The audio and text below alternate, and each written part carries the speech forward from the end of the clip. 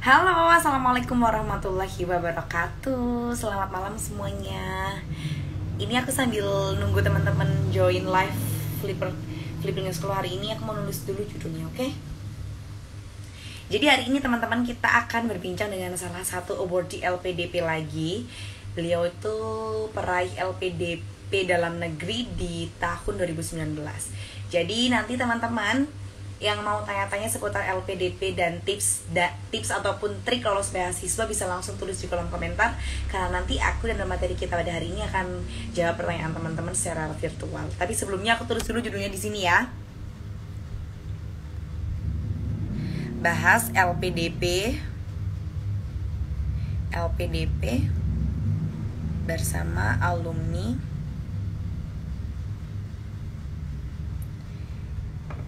bersama alumni ITB.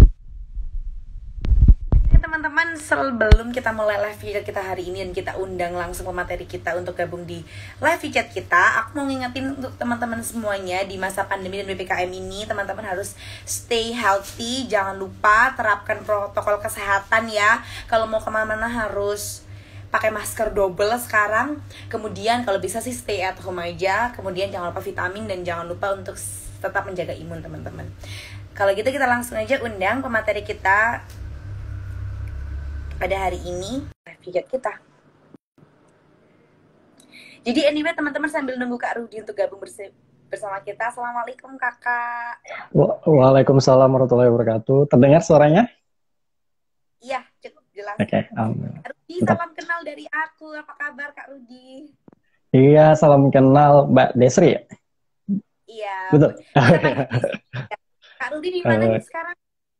Oke, kalau sekarang posisi di Lampung ya, di tempat bekerja ya, di provinsi yang bekerja sekarang. Oke. Ini pandemi sama PPKM di sana berlaku nggak Kak? Kalau di Bandar Lampung sebenarnya PPKM juga ya. Tapi mungkin tingkat keparahan sekarang ini di daerah Jawa ya untuk COVID dan juga program PPKM-nya lebih ketat ya di sana. Kak Rudi berarti sekarang kan dosen, masih ngajar pakai virtual kah atau bertatap muka langsung nih sama siswanya? Iya, nah jadi kebetulan kan saya kan dosen ya, salah satu dosen di program studi teknik biomedis Institut Teknologi Sumatera. Jadi saya lulus di tahun kemarin, angkatan corona ya, dari ITB. Kemudian setelah ngajar, masuk ke kampus full online. Jadi dari tahun jadi dosen online ya, jadi dosen online. Jadi memang full. Berarti ya. Ini ada komen-komen nih Kak, katanya Hai Pak Rufi. Pak Rufi kali ya. Hai Pak Rufi, Ini apa kabar banget. Ini saya Pak Rufi. Oh ini mah ya, oh ya. Akan dulu Viper semua di rumah, sebutin kayak nama, biodata kakak singkat aja biar teman-teman nanti kenal sama Kak Rudi, dan nanti kalau nanya-nanya biar enak gitu. Siap, oke. Halo semuanya, sobat ya, sobat Flip English Pare yang dimanapun berada saat ini, di rumah ataupun lagi santai-santai gitu. Perkenalkan, nama saya Rudi Setiawan ya. Kebetulan saya memang awardee LPDP yang beasiswanya itu digunakan untuk kuliah di ITB ya. Saat ini saya sebagai seorang dosen ya di program studi teknik biomedis Institut Teknologi Sumatera di Lampung. Selain menjadi dosen, saya juga aktif di kegiatan sebagai eksekutif director ya di HIBA Indonesia, itu HIBAIN, yang komunitas yang saya dirikan. Seperti itu Mbak. Oke, kita panggilnya biar akrab Kak Rudi aja kali ya. Boleh. Kalau pertanyaan seputar LPDP atau seputar dunia perkuliahan, langsung tulis aja di kolom komentar. Don't hesitate to write on your comment section, karena nanti kita akan jawab. Oke Kak Rudi, hari ini kan seperti yang diutarakan ya sama Kak Rudi. Jadi aku tuh kenal Kak Rudi dari salah satu tutor di Flip. Kebetulan beliau ini merupakan Kak beasiswa hunter. Jadi dia itu pemburu beasiswa. Mungkin Kak Rudi dari grup alumni atau awardee LPDP atau apa, karena dia sering gabung-gabung di situ. Coba Disti kamu chat Kak Rudi nih, ini Instagramnya, siapa tahu dia bersedia materi live chat karena profil kemudian profil dan juga prestasinya cukup bagus, jadi mungkin informasi dari dia gitu. Tapi Kak Rudi, sebelum pengalaman Kak Rudi apply beasiswa kan, aku mau nanya-nanya sedikit nih.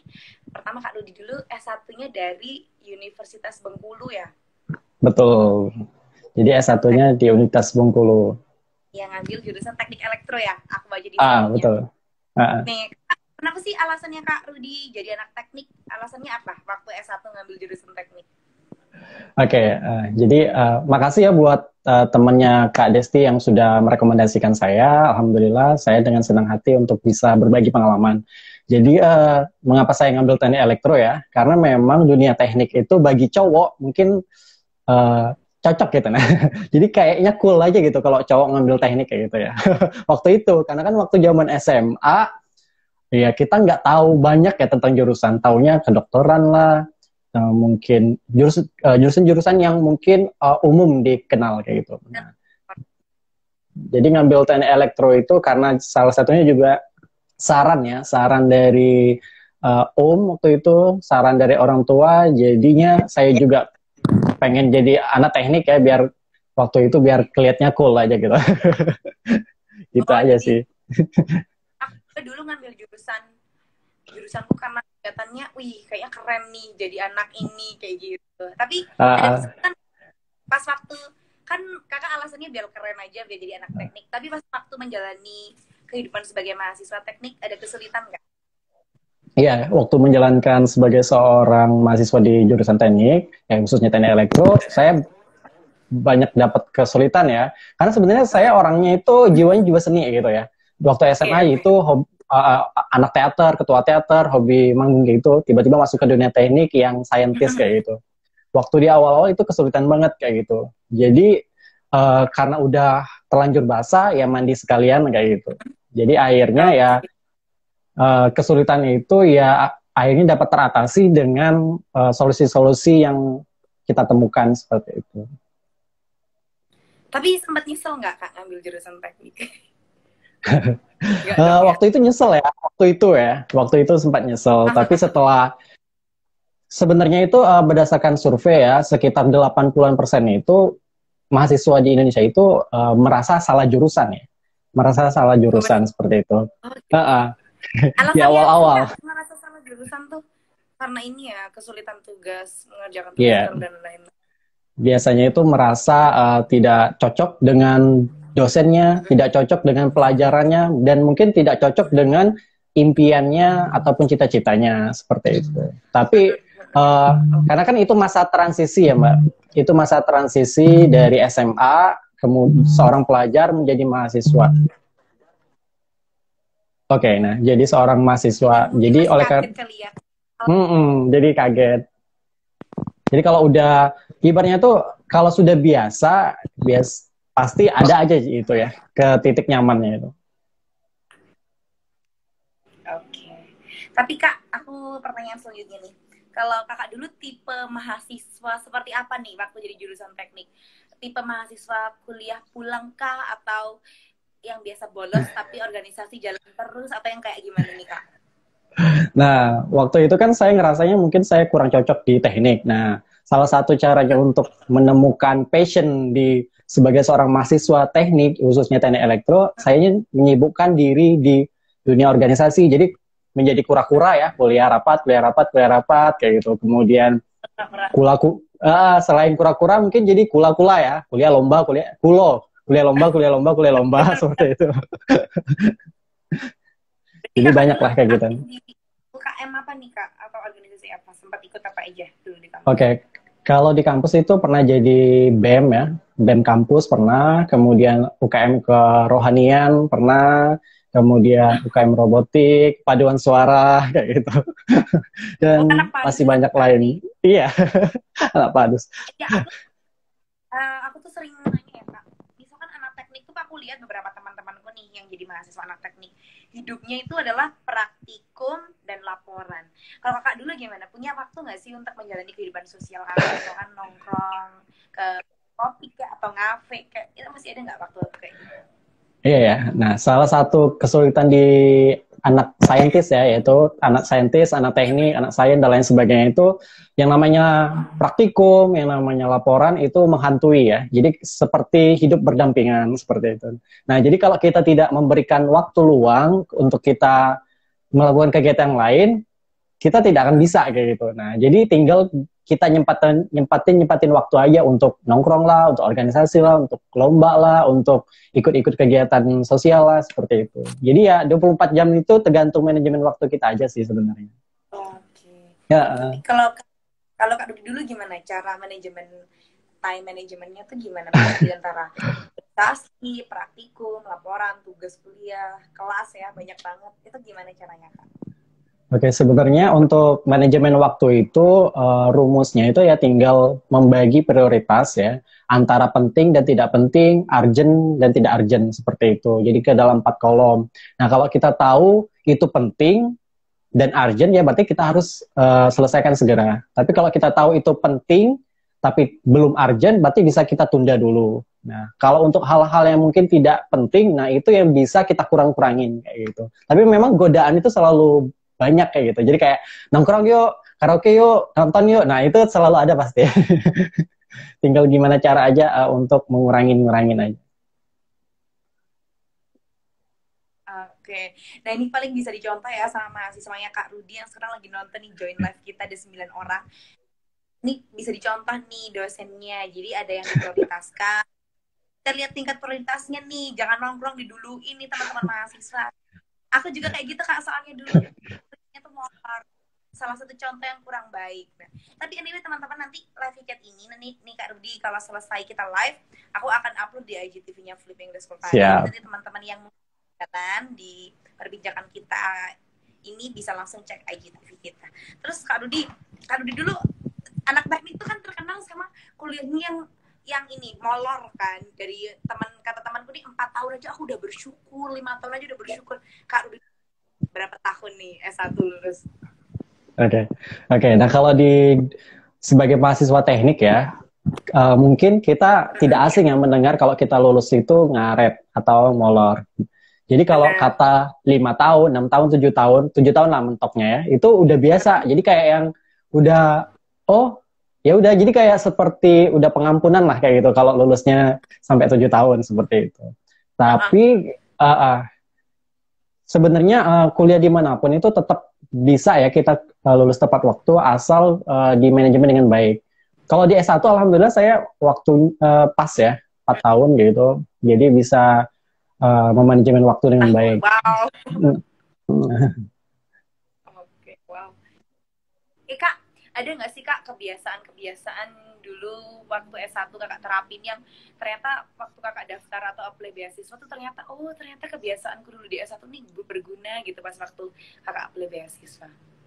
Oke. Nah, jadi bagi teman-teman mungkin yang sekarang masih S1 ya dan pengen nih nanti kuliah dapat beasiswa, baik itu mau kuliah dalam negeri ataupun luar negeri dengan mengapply beasiswa. Jadi ada hal-hal yang saya pikir itu bermanfaat sekali ya untuk dilakukan waktu S1 ataupun waktu masa perkuliahan sarjana ataupun diploma. Nah, jadi pertama itu adalah organisasi ya. Nah, di organisasi itu membantu kita untuk pertama mengontrol caranya berkomunikasi ya.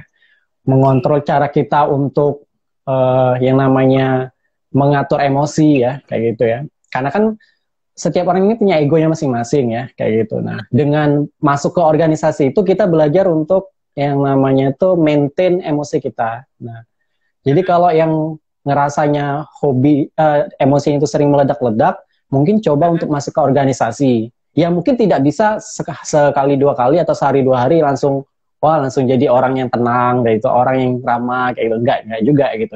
Tapi tetap ada proses seperti itu. Nah, di proses itulah yang teman-teman butuh selama di organisasi. Kemudian manajemen waktunya juga dapat ya. Karena kan kita kuliah sibuk, kemudian kita juga organisasi. Nah, manajemen waktunya dapat juga kayak gitu. Kemudian kalau kita jadi ketua ataupun jadi sekretaris ataupun yang bawah kita itu ada bawahan maksudnya ya, ada anggota kayak gitu. Jadi di sana kita belajar yang namanya manajemen SDM juga seperti itu. Nah, selain itu betul. Nah, selain mengikuti organisasi kan biasanya ada project-project ya. Nah, itu kan banyak juga yang namanya organisasi di kampus itu mengadakan project sosial. Nah, project sosial ini sangat-sangat penting karena kenapa? Saat kita meng-apply beasiswa, kita dianggap sebagai seseorang yang nggak hanya mementingkan diri sendiri, tapi juga berorientasi kepada masyarakat ataupun orang lain. Nah, biasanya pemberi beasiswa itu sangat tertarik kepada orang-orang yang tidak hanya memikirkan kesuksesan dirinya sendiri, tapi juga orang lain. Nah, itu penting ya. Oke, kemudian itu adalah berkompetisi ya. Ya, oke, terdengar ya? Oke, nah berikutnya itu adalah berkompetisi, ya, berkompetisi atau ikut lomba ya. Nah ini penting karena kenapa? Membantu kita untuk melatih yang namanya critical thinking juga. Kemudian membangkitkan rasa untuk maju, sukses kayak gitu, tidak mau kalah dari orang lain dari sisi positifnya. Kemudian dengan adanya mengikuti kompetisi, lomba, kalau kita menang, itu bisa menjadi portofolio kita, bisa menjadi tambahan CV kita nih buat ngelamar beasiswa. Oh, orang ini udah organisasinya aktif, sosialnya jalan, kemudian juga prestasinya jalan, kayak gitu. Kuliahnya bagus. Nah, jadi orang itu kan ibaratnya pemberi beasiswa memberikan dana, bantuan uang, bantuan akomodasi dan lain sebagainya itu jadi nggak ragu. Jadi nggak ragu buat nanti anak ini bakal nyanyain beasiswa nih. Nah itu jadi nggak ragu lagi seperti itu. Oke, berarti ada dua kebiasaan yang mungkin bisa dicontoh ya. Pertama aktif organisasi dan kedua adalah perbanyak ikut kompetisi. Entah kompetisi segi bidangnya terserah kita ya Kak. Mau boleh bebas, boleh lain juga boleh. Kalau Kak Rudi aku lihat di CV-nya tuh banyak banget penghargaannya. Jadi dulu motivasinya Kakak ikut lomba tuh apa sih Kak? Ya karena mau apply beasiswa Kak atau memang karena memang Kakak pengen ini men-challenge diri Kakak dalam kompetisi itu? Sebenarnya banyak motivasi ya. Pertama itu adalah membuang pikiran negatif bahwa saya itu seorang loser gitu. Misalkan di kelas saya kan agak kurang paham ya, misalnya terlalu terkait dengan matematik, kalkulus dan lain sebagainya, atau yang sifatnya itu teori kuliah itu saya agak kurang di kelas. Nah, jadi kalau saya hanya fokus di sana, saya ngerasa saya loser gitu, saya pecundang gitu. Nah, saya coba mencari kesempatan atau celah yang bagaimana saya bisa menunjukkan saya juga punya kelebihan kayak gitu. Saya juga bisa berada di top ataupun urutan teratas di bidang-bidang tertentu seperti itu. Nah, jadi kan semua orang itu nggak ada yang sempurna ya. Dan tidak ada juga yang 100% punya kelemahan. Jadi intinya itu setiap orang di lahir itu punya skill-nya beda-beda, punya entusiasnya tuh beda-beda, punya passion yang beda-beda. Jadi kita mainnya sesuai passion kita aja gitu. Mainnya itu disesuai minat kita aja kayak gitu. Oke. Berarti salah dari lomba itu Kakak bisa membangun kepercayaan diri ya salah satunya. Betul. Jadi yang awalnya insecure ini pasti banyak banget dialami oleh teman-teman kita di luar sana. Misalkan aku nih pengalamanku. Dulu waktu S1 tuh kayak ngerasa, aduh bakatku tuh apa ya. Terus kayak kemudian ngerasa, nih aku nih kayak membandingkan diriku dengan orang lain di kelas nih. Orang ini pinter banget ya, terus aku bisanya apa. Nah, nanti teman-teman bisa contoh Kak Rudi ya. Jadi teman-teman harus mencari potensi diri teman-teman tuh seperti apa. Caranya ya ikut lomba-lomba seperti itu, biar tahu barometer skill kita ya Kak. Karena setiap orang tuh punya skillnya masing-masing gitu. Terus Kak Rudi, nah ini aku mau masuk pertanyaan ke arah-arah LPDP ya. Nah, setelah Kak Rudi 4 tahun lulus dari jurusan teknik elektro nih, hal pertama apa sih yang Kakak pikirkan setelah lulus nih, after graduate? What do you think about your future life, about your planning selanjutnya tuh apa? Karena ini ya Kak, aku curhat dikit ya. Karena aku baru lulus kuliah tuh tahun 2020 kemarin, lulusan corona. Terus sama ya berarti kita ya. Iya, jadi disitu kayak ngerasa gini, setelah lulus tuh aku mau ngapain ya, bener-bener gak tahu, I have no clue, but I'm supposed to do, kayak tahu mau ngapain. Kalau Kak Ruby dulu tuh udah ada planning kah atau ada sesuatu yang Kakak memang udah plan dari awal nih, atau masih bingung juga mau cari targetnya apa? Kalau Baik, ini. sebenarnya untuk lanjut S2 itu nggak menjadi target saya ya setelah lulus S1. Karena Oh. yang namanya anak teknik itu sedikit banget yang memikirkan untuk lanjut kuliah ya. Karena lulus aja itu udah syukur banget bagi anak-anak teknik kayak gitu ya. Syukur aja udah lulus gitu. Nah, ibaratnya nggak usah nambah-nambah kerjaan lagi. Nah, waktu itu saya nggak mikirin buat lanjut. Padahal dosen-dosen itu udah merekomendasikan saya untuk kamu mesti lanjut nih, kamu cocok jadi dosen, kamu gini-gini lah intinya. Tapi pada waktu itu saya nggak mikirnya, enggak itu nggak suka lah kayak gitu, nggak mau lah lanjut S2, pusing kayak gitu. Nah, jadi saya nggak menyiapkan yang namanya beasiswa ataupun pengen lanjut. Saya kerja dulu di suatu perusahaan. Saya ngerasa menjadi pegawai. Nah, di sana pas berbulan-bulan saya merasa menjadi pegawai, saya mikir, oh gini ya jadi, oh gini ya kerjanya di pabrik kayak gitu. Oh gini ya kerjanya Oke. sebagai anak teknik itu seperti itu ya. Nah, dari sana saya mikir lagi gitu. Kayaknya bener deh kata dosen-dosen saya ini kayaknya cocoknya jadi dosen kayak gitu. Waktu itu saya ada beasiswa LPDP, akhirnya ya udah saya apply. Nah jadi dalam artian saya nggak lagi nyiapin CV saya untuk nyiapin sebagai seorang Beasiswa. pendaftar beasiswa, tapi ternyata secara tidak langsung apa yang saya lakukan di S1 itu menjadi bekal saya untuk mendaftar Kualifikasi beasiswa. kakak. Oke. Akhirnya menjadi kualifikasi yang tidak Dicari. sadar sudah ada gitu. Oke. Oh, berarti Kak Rudi ini sempat kerja dulu ya, benar-benar nggak ada Ya, kepikiran untuk beasiswa ya, berarti uh, bukan ini dong ya, bukan tipe scholarship hunters ya, yang memang bener dari dulu S1 nih aku harus dapat S2, nggak kayak gitu ya. enggak. Oke. Terus waktu itu persiapannya gimana nih Kak? Setelah ternyata punya pikiran, wah kayaknya cocoknya beasiswa, kuliah dulu dia baru jadi dosen tuh, persiapannya tuh kayak apa? Menuju proses apply itu. Nah, jadi sewaktu mempersiapkan itu sebenarnya nyambil kerja juga, nyambil hal-hal yang lain. Kebetulan waktu itu saya juga mencoba menjadi seorang entrepreneur juga selepas S1 itu ya. Oke. Gitu. Jadi saya coba dulu apa-apa aja gitu yang kira-kira yang pernah saya pikirkan ini menarik kayak gitu. Nah, kemudian di saat itu saya mempersiapkannya dengan masa-masa yang terbatas kayak gitu. Kan dulu itu sempat ditawarkan untuk daftar ke luar negeri, tapi memang sewaktu itu saya mikirnya itu uh, ya udah di dalam negeri aja lah kayak gitu. Karena mungkin dengan mencari networking ya, saya pengen itu waktu itu kalau pulang dari luar negeri, pulang ke Indonesia networking saya sedikit. Nah, jadi mending saya kuliah di dalam negeri, perbanyak networkingnya selama di S2 kayak gitu. Waktu itu saya mikirnya. Nah, kalau seandainya mau keluar negeri nantilah S3 seperti itu. Nah dengan prepare-nya itu jadi dengan waktu yang terbatas saya siapkan TOEFL-nya, CV-nya itu saya siapkan dan hal-hal yang persiapkan. Nah, dengan bagaimana sih saya mempersiapkan itu bertanya kepada orang-orang yang sudah pernah lulus. Nah, kayak itu.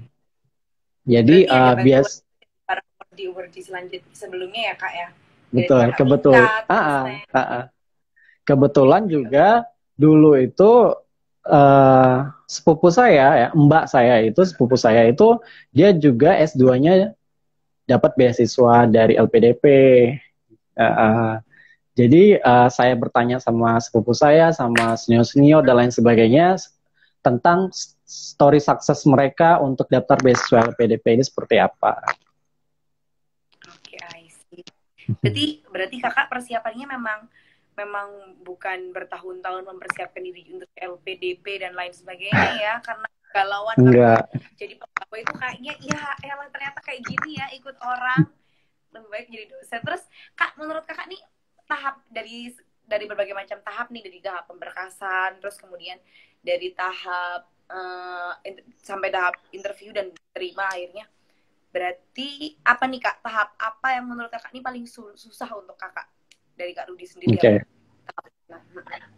Nah, memang ya untuk tahun dulu ya dibandingkan yang sekarang, seleksi LPDP itu ada perubahan ya, perubahan. Kalau sekarang kan administrasi, substansi, kemudian wawancara ya. Kalau sekarang, kalau dulu itu ada yang namanya administrasi. Setelah lulus administrasi, kita langsung yang namanya seleksi wawancara, seleksi essay on the spot, kemudian ada namanya seleksi LGD. Nah, jadi bedanya di sana kalau dulu itu. Nah, yang sulitnya itu teknik. Oke, anak. Ini kayaknya nasibnya Kak Rudi deh. Tunggu Kak. okay. Andi Soban, hidup teknik. Oke, Viva teknik. Ini ya. Ini banyak junior-junior dulu waktu di kampus S1 ya. Nah, jadi yang paling susah itu waktu daftar beasiswa itu adalah ya karena kan dari seleksi administrasi langsung seleksi substansi ya. Substansinya itu isinya itu tadi LGD, essay on the spot, sama wawancara. Nah, ketiga ini bagi saya cukup sulit ya. Karena pertama apa? Saya mesti izin yang namanya izin tes ke tempat kerja ya. Nah, itu dilarang-larang itu di awal-awal itu. Nah, agak terhambatnya di sana. Tapi alhamdulillah bisa lah waktu itu. Kemudian yang paling susah juga di wawancara ya. Di wawancara. Karena di wawancara itu kita berhadapan dengan 3 orang. Satunya itu adalah seorang psikolog maksudnya, psikolog, dan 2-nya itu adalah praktisi, yang mana dilihat itu ada yang dari dosen dan praktisi kayak gitu.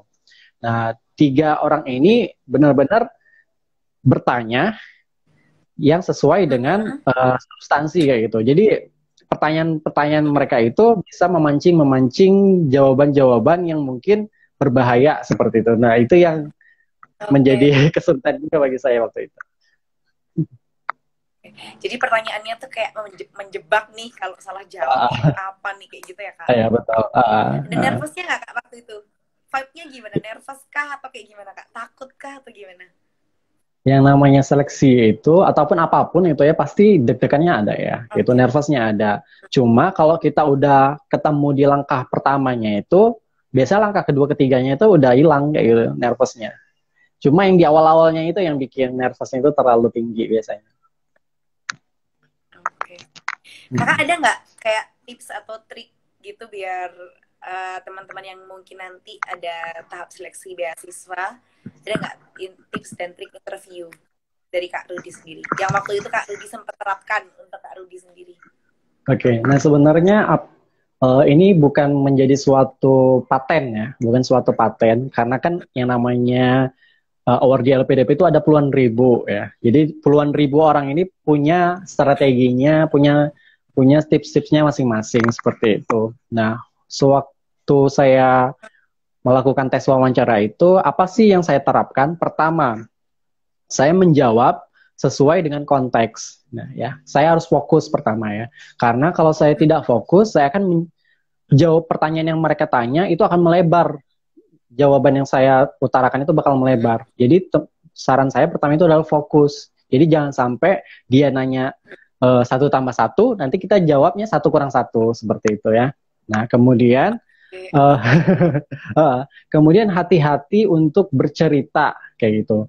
Jangan ya, kenapa mesti fokus itu biar tidak melebar juga, karena jangan sampai nanti jawaban kita itu bakal memancing mereka untuk bertanya kayak gitu. Jangan sampai memancing mereka buat bertanya sehingga menjadi jebakan berbahaya bagi kita seperti itu. Nah, biasanya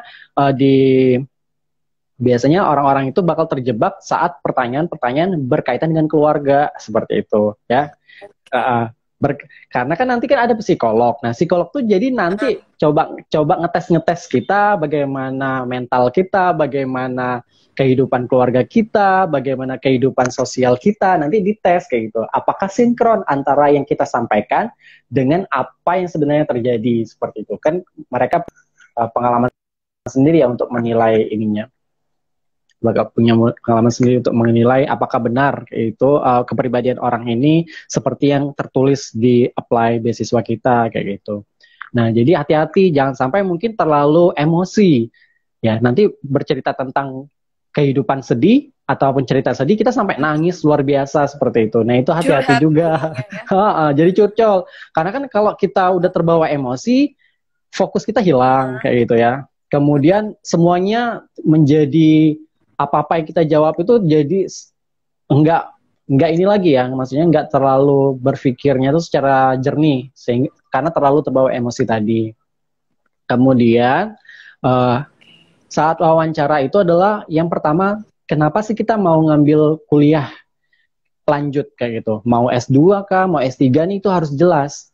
Kalau seandainya kalian mau jadi dosen ya jawablah sebagai kalau mau jadi dosen berarti mesti S2 kan. Qualify-nya jelas seperti itu, syaratnya jelas. Kalaupun kalian mau kerja di sektor A, B, C, dan D, berkarir sebagai A, B, C, dan E, kalian juga harus sampaikan bahwa yang namanya S2 ini ataupun kuliah lanjut ini penting untuk mendukung karir kalian, mendukung usaha kalian kalau sebagai seorang entrepreneur kayak gitu ya. Itu mesti jelas gitu.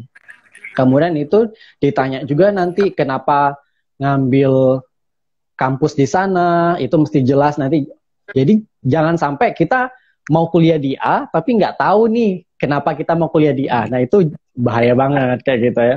Nah, ibaratnya kita bunuh diri ya kayak gitu, bunuh diri. Jadi mesti tahu dulu ya.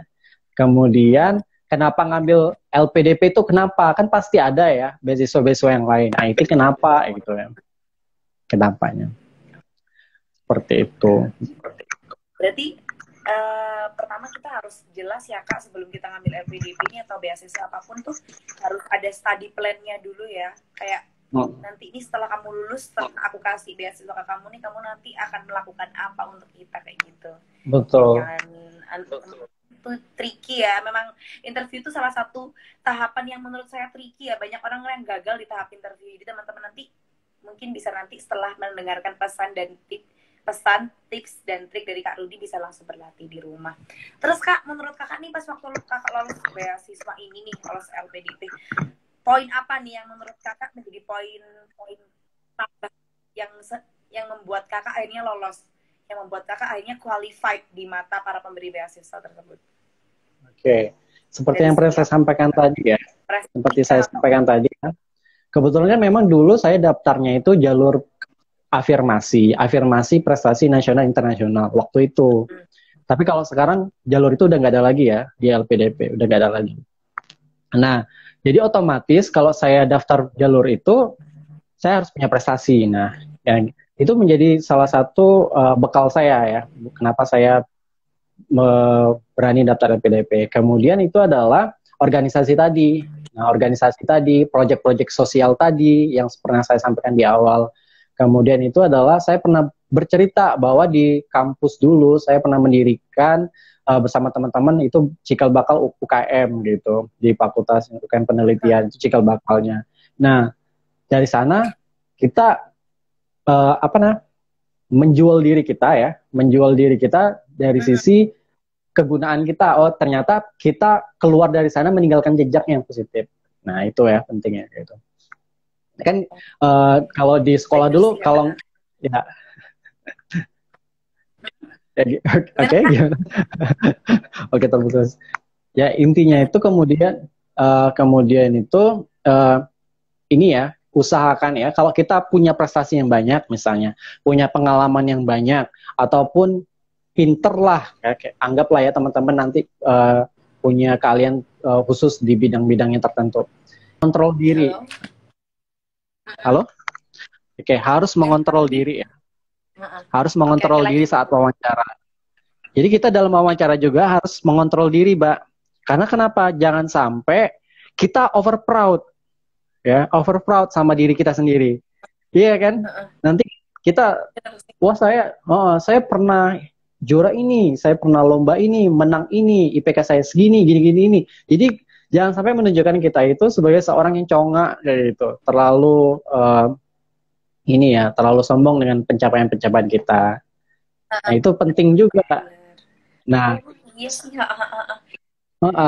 jadi saran saya sih kalau teman-teman di sana nanti punya prestasi yang banyak, segombreng kayak gitu, punya hal-hal yang lain yang bisa dibanggakan di dirinya, itu harus ibaratnya itu merendah untuk meninggi. Nah, cari bahasa-bahasa yang merendah untuk meninggi kayak gitu. Itu yang selalu saya tekankan kepada teman-teman yang kalau lagi konsultasi sama saya kayak gitu. Jadi usahakan gunakan bahasa yang merendah untuk meninggi. Jadi iya bener sih Kak, menurutku juga jadi kayak ke-recall aja. Jadi meskipun prestasi kita banyak, tapi kalau cara membungkus kita kurang baik itu nanti bawa jadinya. Iya, jadi jumawa.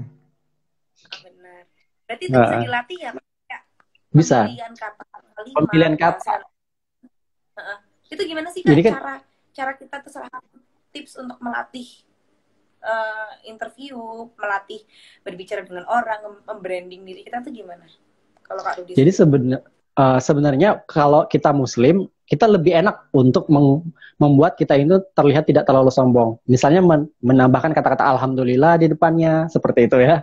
Kayak kita, alhamdulillah saya dulu sewaktu di perkuliahan di S1 saya mendapatkan dipercaya menjadi mahasiswa berprestasi. Nah, seperti itu kan.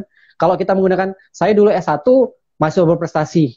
Nah, itu terlihat mungkin agak tinggi. Tapi kalau kita bisa menempatkan kata-kata alhamdulillah, dulu sewaktu S1 saya dipercaya sebagai mahasiswa berprestasi. Nah, itu kan sedikit lebih bijak lebih kayak halus gitu. Ya Kak, kayak sombong tapi halus. Iya. Kita sebenarnya mau nyombong, tapi ya hati-hati aja. Tinggal pemilihan kata-katanya aja. Kalau Kak Rudi dulu berarti setelah bercita-cita jadi dosen tuh udah lama kah atau memang terinspirasi oleh siapa nih akhirnya memilih profesi jadi dosen? Oke. Mungkin di antara teman-teman yang lagi nonton itu ada yang kondisinya seperti saya dulu. Jadi kayak yang punya keinginan yang berlebih di kepalanya itu, punya keinginan yang berlebih di hatinya. Jadi itu pengen, ini pengen, itu juga pengen kayak gitu. Nah, itu termasuk saya dulu ya. Jadi kayak yang ini mau kayak gitu. Nah, itu agak susah ngontrolnya. Jadi sebenarnya waktu di awal-awal daftar beasiswa itu ya, beasiswa LPDP, saya juga tidak membrandingkan diri sebagai seorang dosen waktu itu. Tidak membrandingkan diri sebagai seorang dosen. Nah, jadi tapi kalau teman-teman sudah punya rencana sebagai dosen, itu bakal lebih baik lagi. Jadi sudah jelas di awal kayak gitu. Karena banyak juga teman-teman yang udah daftar S2 atau daftar LPDP itu niatnya pengen jadi dosen. Nah, itu lebih jelas, lebih clear. Seperti itu. Tapi kalau teman-teman misalnya menjawab pengen menjadi wirausaha, nah itu bakal lebih digali kayak gitu. Pengalaman kita sebagai seorang wirausaha apa, pengalaman yang lain seperti apa. Ini mungkin beberapa pertanyaan terakhir ya Kak dari Disti ya Kak. Kita kan jadinya di sini ngobrol 1 jam ya. Kalau jadi nanti nggak terkontrol 2 jam itu. Kak Rudi kan beberapa sekarang kan profesinya jadi dosen, berarti kan bertemu dengan banyak mahasiswa Kakak dengan karakter yang berbeda dan lain sebagainya. Nah, menurut Kakak nih, selama Kakak jadi dosen dan sebagai awardee LPDP dalam negeri, karakter seperti apa sih Kak yang sering dicari oleh para pemberi beasiswa? Karakter mahasiswa yang seperti apa? Oke, nah seperti yang saya sampaikan, ini bukan paten ya, tapi berdasarkan pengalaman dan juga yang saya temui di lapangan seperti itu. Nah, saya juga melihat teman-teman saya yang pernah dapat beasiswa, saya kan menilai kan, mereka ini kepribadian seperti apa. Pertama itu adalah mereka yang mampu bekerja sama dengan orang lain, menurut saya, ya. Mampu bekerja sama dengan orang lain, mampu berkontribusi bersama orang lain. Kemudian kedua adalah jiwa leadership-nya cukup tinggi gitu. Jadi karena kan yang namanya beasiswa LPDP itu dari uang rakyat, harapannya nanti untuk rakyat juga. Nah, jadi kalau kita lulus, kita bisa memberikan dampak ke orang lain gitu, menghasilkan karya gitu untuk lain. Kemudian ketiga itu adalah berprestasi itu jelas ya, karena juga kalau teman-teman daftar itu kan minimal ada IPK-nya, itu sudah dianggap teman-teman sudah berprestasi gitu. Tinggal ditambah lagi prestasi dari segi hal-hal yang lain itu bisa ditambahkan gitu. Dari organisasi tadi, kemudian dari prestasi, kemudian dari ini juga ya, kepribadian ya. Nah, kepribadian. Teman-teman harus punya kepribadian yang mampu, gimana ya cara ngomongnya, kepribadian yang mungkin mampu untuk melakukan sesuatu itu yang berorientasi masyarakat ya. Tadi jiwa-jiwa sosialnya itu harus tinggi ya gitu. Jadi kalau teman-teman mampu membranding diri sebagai orang yang berorientasi pada masyarakat, pada orang lain kayak gitu, yang tidak hanya menguntungkan diri sendiri, ya walaupun kita tahu ya, semua ilmu itu pasti ada manfaatnya kayak gitu ya. Semua ilmu itu ada manfaatnya.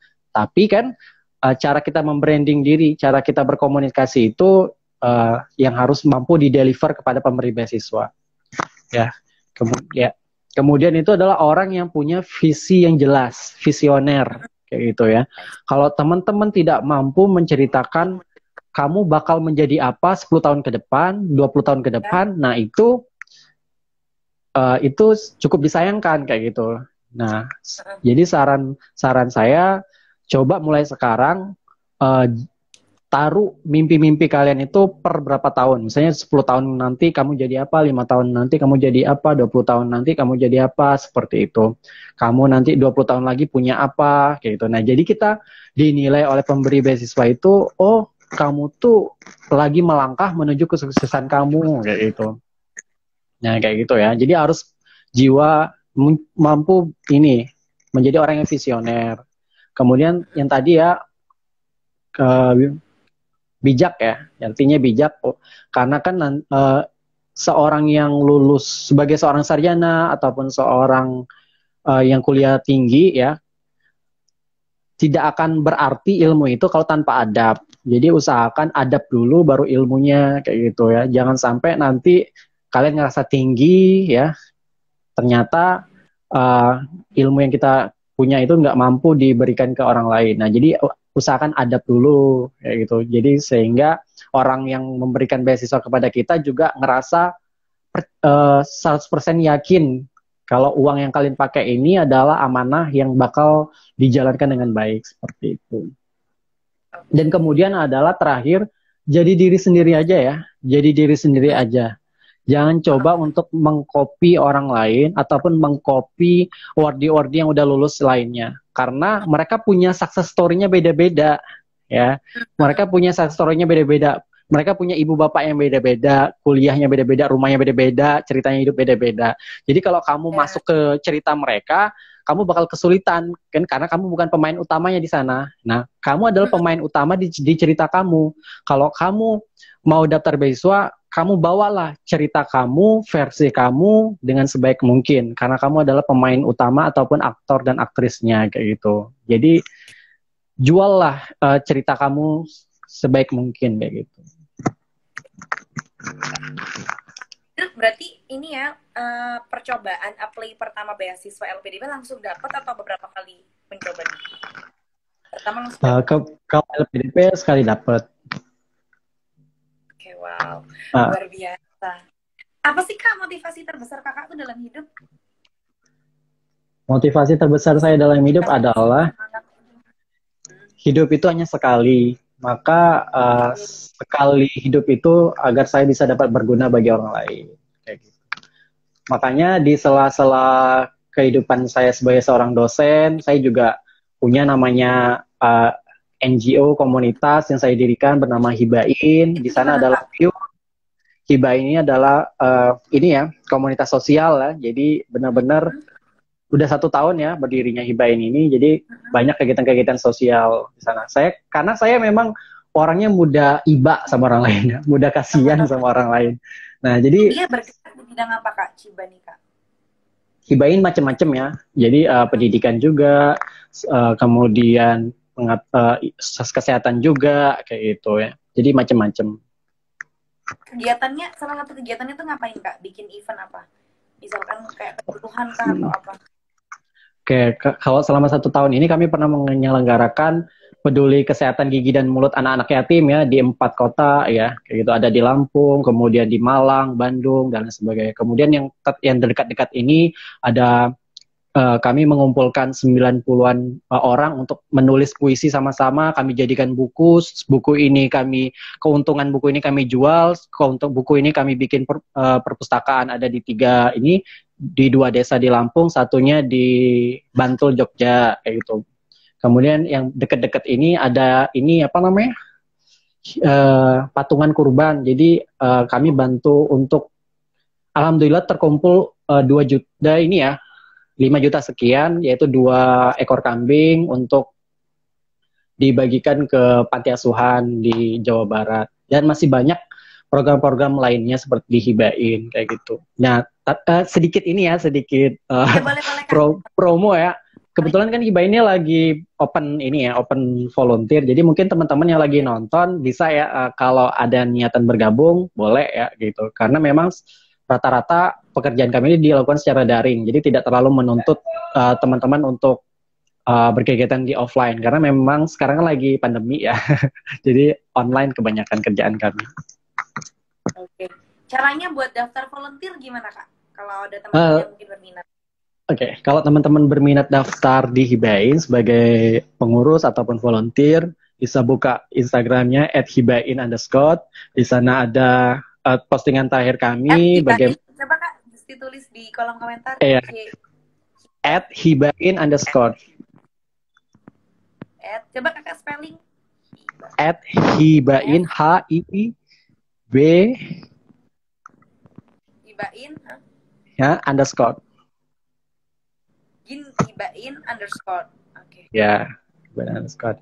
Nah, di sana teman-teman bisa lihat postingan terakhir bagaimana ini ataupun ya cara rekrutmennya. Iya, betul. Kurang H sih, Hibain. Oh, iya. Ya, saya coba ini ya. Oke. Ya. Udah ya. Ya, Hibain. Hibain itu kepanjangannya Hibah Indonesia. Oh, oke, I see. Nanti mungkin ya teman-teman yang berminat jadi volunteer Hibain bisa langsung follow Instagramnya di @hibain_. Terus Kak, lanjutkan. Iya. Oke, jadi tapi mungkin di tahun ke depan ini, sinyal saya. Halo, oke, udah gabung. Nah, jadi untuk karena saya kan jurusan teknik biomedis ya, mungkin kedepannya nanti bakal banyak program-program yang berbau kesehatan, baik itu kesehatan mental, kemudian kesehatan perkembangan anak-anak, kayak itu, dan lain sebagainya.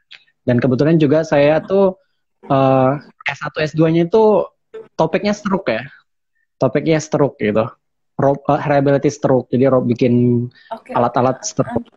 Jadi kedepannya pengen juga nanti berkegiatan yang sifatnya itu preventif stroke juga dan lain sebagainya. Ya bagaimana cara kita untuk ada waktu untuk inilah ya, memberikan dampak juga ke luar kayak gitu. Wow, ini juga mungkin salah satu ini ya Kak, implementasi Kakak setelah lulus dari LPDP kan harus betul. Gitu ya Kak, mungkin insya Allah jadi cara Kakak menyalurkan rasa terima kasih Kakak ya Kak. Kalau ini pertanyaan terakhir dari Disti, Kak, ada nggak motivasi atau pesan dari Kak Rudi untuk kita semua nih lagi struggle-nya di kerjaan, struggle-nya di beasiswa, struggle sebagai beban keluarga ya, karena lagi jadi pandemi kan, banyak banget teman-teman Disti yang udah ngeluh nih nggak dapat kerjaan, beasiswa juga banyak yang tertunda juga, yang lagi pusing mau tes CPNS dan lain sebagainya. Ada nggak Kak pesan dari Kak untuk kita semua? Silakan. Ada kata mutiara yang sering saya sampaikan kepada teman-teman, yaitu adalah jika kamu tidak sanggup berlari, maka merangkaklah, kayak gitu ya. Jadi artinya itu jangan pernah berhenti ya.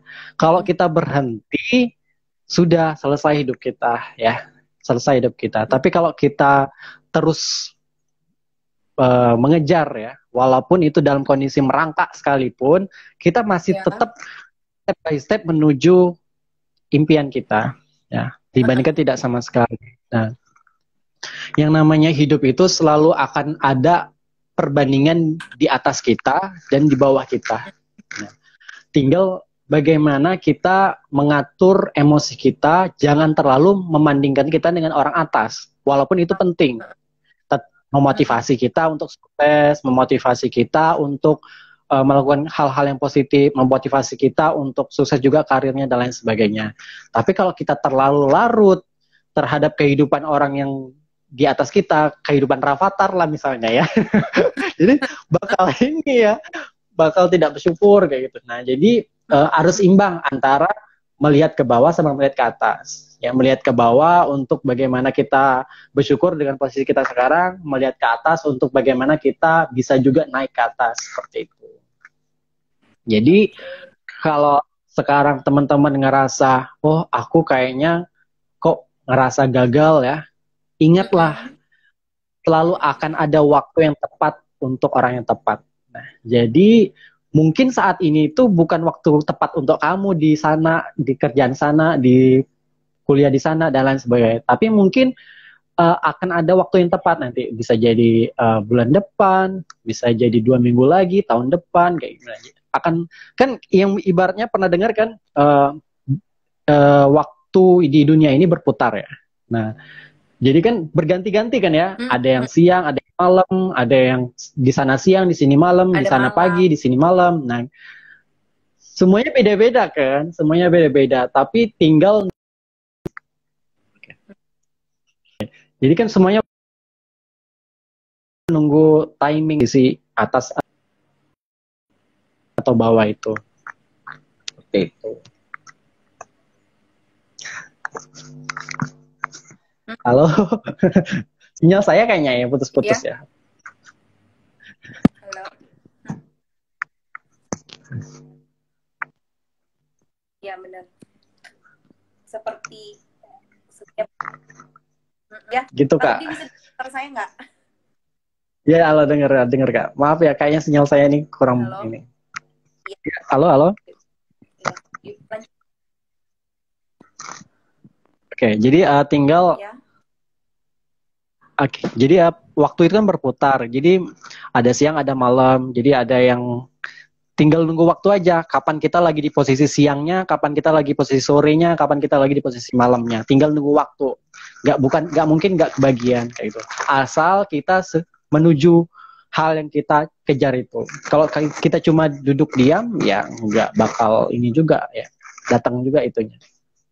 Oke, karena setiap orang juga punya waktunya sendiri. Every people has their own timing gitu ya Kak. Yeah. Jadi jangan stuck di situ aja, teman-teman harus berusaha. Entah besok, bulan depan, tahun depan, pasti akan waktunya untuk kita. Oke, terima kasih Kak Rudi untuk bincang-bincangnya hari ini. Kak Rudi, seru banget, banyak banget pengalaman-pengalaman yang diberikan oleh Kak Rudi. Mungkin kalau aku mahasiswa tekniknya Kak Rudi, mungkin Kak Rudi salah satu dosen favorit aku. Banyak banget nih. Hidup teknik, wah bener sekali, fun zril katanya Dani _Izon, inspiratif, sukses Kak Rudi, thank you Kak Dani. Dan ini yang paling komen yang paling seru ya, mirip Rizky Harun bang. Aduh. Oke, Kak Rudi terima kasih ya Kak sekali lagi untuk waktunya dan ilmu dan pengalamannya dan sharing-sharing tips dan trik tadi, sempat dibagikan juga gimana caranya lolos beasiswa, kemudian lolos interview dan lain sebagainya. Terima kasih Kak Rudi. Semoga ilmu ini bermanfaat ya untuk teman-teman. Amin. Kemudian nanti Kak Rudi juga kita doain sama-sama biar nanti karirnya sebagai dosen juga lancar. Kemudian amin. Hibahin ya Kak. Semoga nanti kegiatan Kak Rudi hibahin juga bisa memberikan inspirasi kepada orang lain untuk berbuat sosial dan lebih baik lagi, dan mungkin bisa dilihat sebagai amal untuk Kak Rudi. Terima kasih. Amin. Kak Disti juga ya. Mungkin nanti kalau suatu hari ada kesempatan kita bisa bincang-bincang lagi seperti ini ya Kak. Salam kenal dari aku sekali lagi. Terima kasih Kak Rudi. Selamat melanjutkan aktivitas Kak Rudi dan teman-teman semua di rumah. Jangan lupa kalau setelah kita akhiri live chat ini nanti Disti akan upload di IG Story. Jadi teman-teman nanti yang tadi ketinggalan nih bincang-bincang bersama Kak Rudi dan aku bisa langsung cek IG Story kita atau bisa langsung cek Instagramnya Kak Rudi ya RUUDI_Setiawan. Nanti yang mau tanya-tanya masalah LPDP dan juga hibahin underscore bisa langsung ke Instagramnya Kak Rudi. Terima kasih Kak Rudi. Wassalamualaikum warahmatullahi wabarakatuh. Sampai bertemu di live. Waalaikumsalam warahmatullahi wabarakatuh.